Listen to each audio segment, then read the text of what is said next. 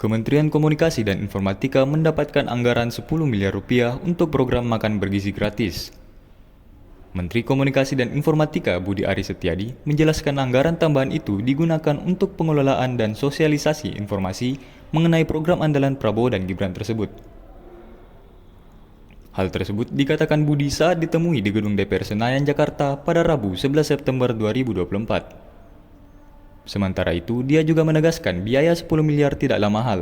Lagi pula, program tersebut diperuntukkan untuk rakyat. Budi juga berujar anggaran tersebut memang akan digunakan untuk sosialisasi program. Diketahui program unggulan Presiden dan Wakil Presiden terpilih periode 2024 sampai 2029 pada Oktober mendatang. Pemerintah resmi membentuk Badan Gizi Nasional melalui Peraturan Presiden Nomor 83 Tahun 2024. Badan tersebut akan mengelola anggaran untuk dialokasikan kepada program makanan bergizi gratis.